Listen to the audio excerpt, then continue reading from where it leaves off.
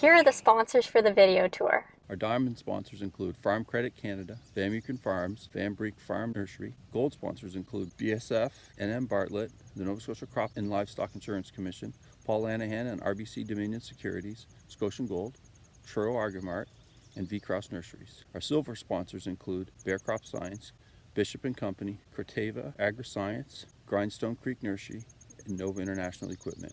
And our bronze sponsors include Cavendish Agri-Services, Eastern Drainage, Evans Manufacturing Company, Nova Scotia Farm Loan Board, Perennia, Provide Agro, TD Agriculture, Upper Canada Growers. And we also have a general sponsor, Adams County Nurseries. Next up, we're going to go see Josh.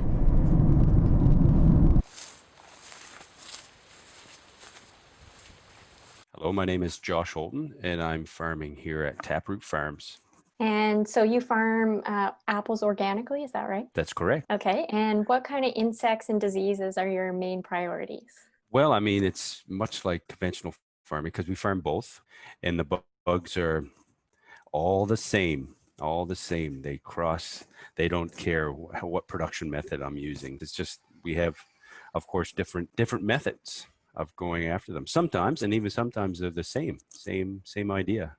Do you have a little more challenge with borers in organic production? I planted some Honeycrisp organically, and we had a kind of a three-punch combination. We had all that snow one year, and the mice got in there, girdled a lot of the trees quite high, and then the snow also ripped a lot of limbs off. And I was mulching quite heavily for weed control. And what that created was a really good situation for that particular borer. And so now we don't mulch heavily with the new orchard that I planted. We don't mulch heavily, and we actually put a little bit of a screen around the base of the plant, and we try to keep the grass as low as possible around those trees. And which pest control methods do you find are the most effective? Well, of course, as most of us know, Erica is my best line of defense. She certainly keeps an eye on the orchard, both organic and non-organic, and the cherries, everything bug related. She also does some vegetables. So there's a shout out for Erica. I don't think she needs any shout out, but anyway, I will do it anyway. And so she will see pests in there, and then we just start talking about, what we're going to use. And when it comes to worms, we have Entrust, which is a spinosad, which is in the conventional world is Delegate, I think is very similar chemistry. So it does a bang up job. Of course, it's non-selective, so we have to be careful about the beneficials. In terms of codily moss, which is a big problem in the valley for us as well, we use, I think they're isomates, mating disruption, and then we follow that up with Virosoft. And it's done. We had a really bad infestation when we first were transitioning some of our orchards. Those two items, it has really cleared up that problem. And so this year, a couple of orchards we didn't even have to treat.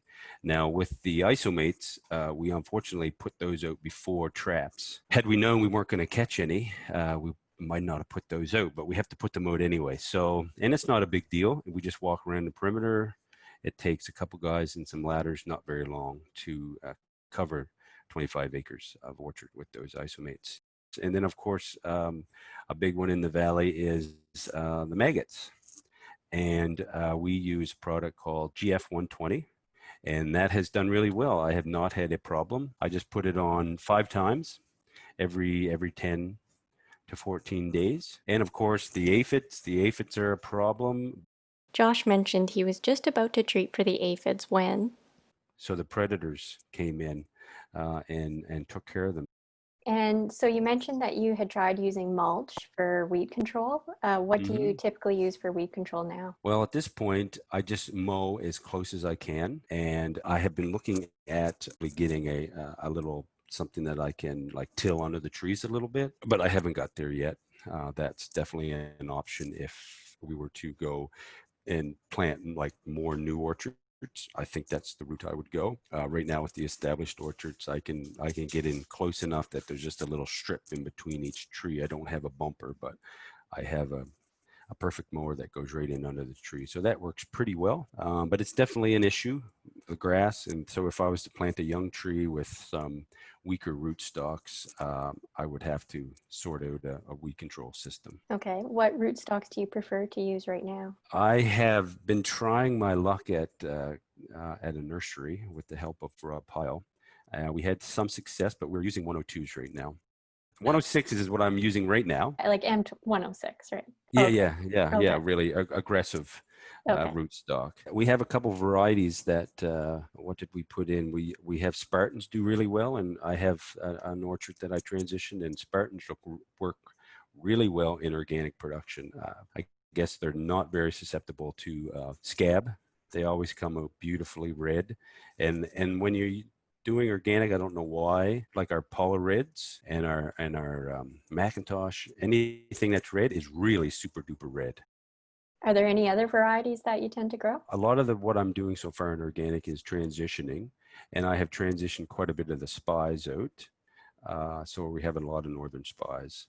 And then one of the blocks has a couple rows of early goldens that have proved to be a little bit more difficult. I just have to pay attention to them when it comes to infection periods that they need to be covered up prior to an infection period. So there's a couple varieties like that, like the Macintosh, the Paula Reds.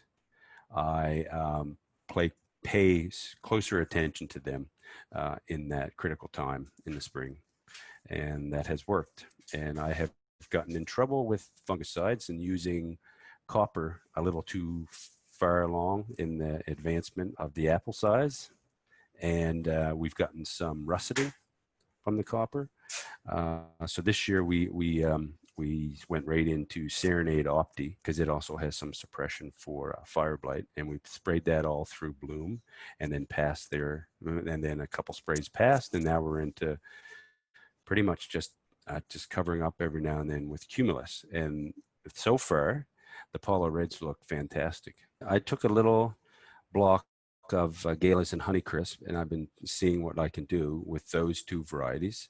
And of course, the Honeycrisp are good for scab, but it's the getting the amount of nutrition.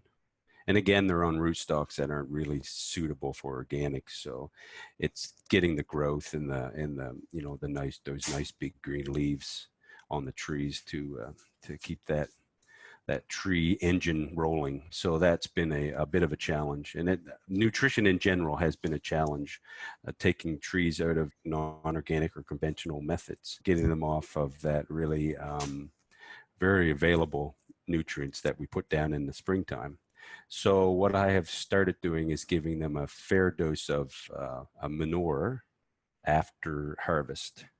So in the fall, so then it has more time to, because I find if you do it in the spring, by the time the manure is in the soil and active, it's kind of too late. So, and that has helped this year. So I see I had a better set from the bloom time, and the trees look much healthier. So we'll continue that application in the fall. And are you interested in those scab resistant varieties? Do you like some of the newer varieties, or do you like the ones that already have an established market? That's right. I think there's a little bit of problem there around saleability of those kind of odd varieties. If they look similar to a known variety, then maybe that would work. And there's just not the critical mass there right now for those varieties for someone to take that marketing on.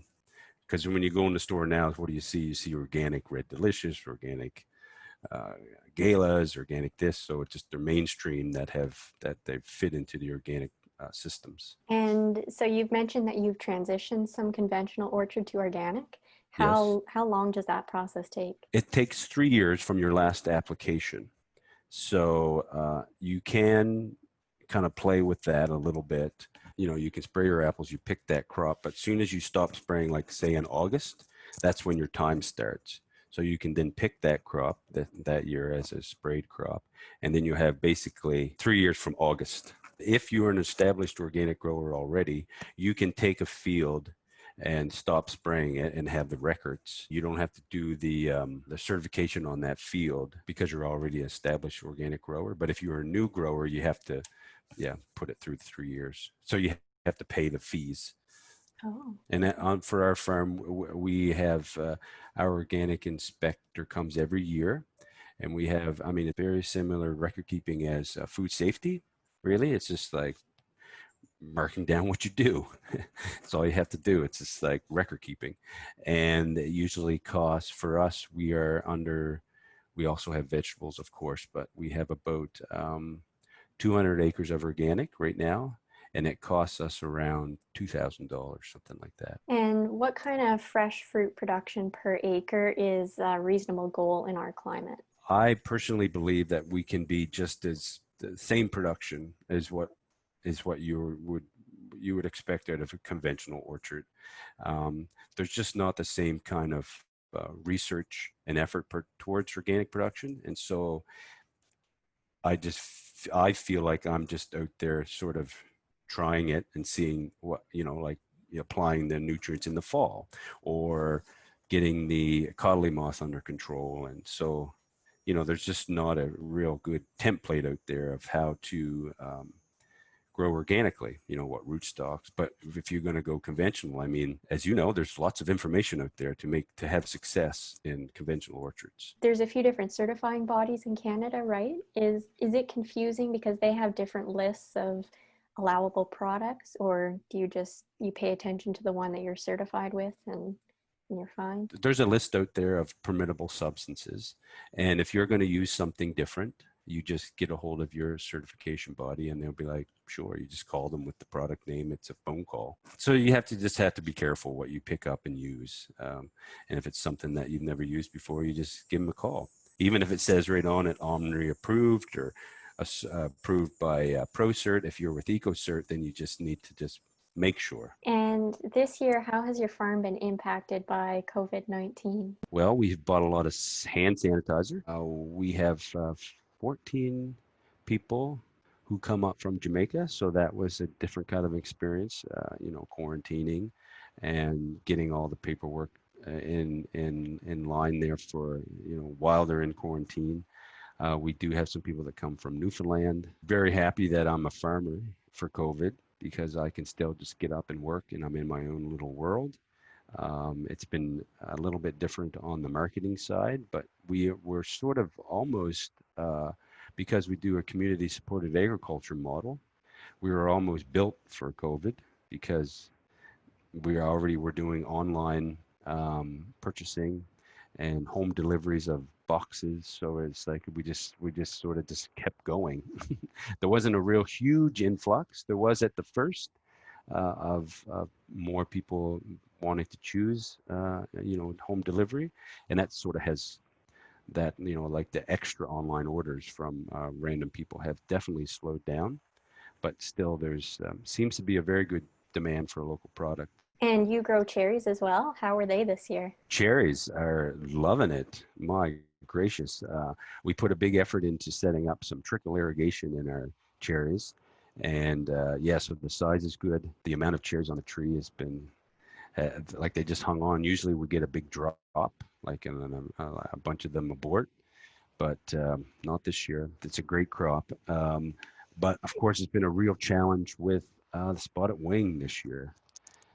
So we have a late variety called Staccato. We have the trap in there. Erica's checking the traps, and then boom, she catches one, and then it was just like, yikes. I think we have it somewhat under control. We do have some worms in there for sure, but she did check the other day, and there wasn't very many actually in the fruit. So I think we're going to slide through. But our orchard has a lot of early varieties, so I don't know, we need to maybe have a better plan around making sure that we clean up the other side as we go, which is going to be a lot of effort, but I think that's probably the route that we may have to take. They seem to love the early heat that we got this year in June. They're just nice big plump cherries this year, hey? Yeah. So I just want to finish off. What are some of your greatest challenges and what are some of your greatest successes? Greatest challenge has been, transitioning those older blocks, like established orchards. And of course, some of those are, they're older blocks. And so that was also a challenge. There could be an argument of establishing an orchard as conventional. And then once you kind of fill your space at about 4 or 5 leaf, you're happy with your tree size, then switch over and maybe there might be some more success there. I find that the trees have really had a hard time to switch over. And I also didn't know exactly what I was doing. So I think I oversprayed them, that because I was so worried about scab that I actually stressed the trees out with sulfur, because I was basically keeping the same, I was just like, every time, it says every time you rain at this rate, and it was like way too much. And I was struggling with leaf size, and so I think I cut the rate in half, and I don't do it as often. And I'm seeing a really good response. So I would say that was my biggest challenge, and also my biggest success. So this year is the first year that, we're out there, this is going to make you cringe, but hand thinning Paula Reds, because there's so many apples on the trees. And because, there is a thinning method in organic, but I have yet to, I think it actually stressed the tree more than anything, but it's basically going a high rate of sulfur at 25% bloom and then 75% bloom. And if you can tell me what those time periods are, so I feel like it's 25% in the morning and then 75 in the afternoon.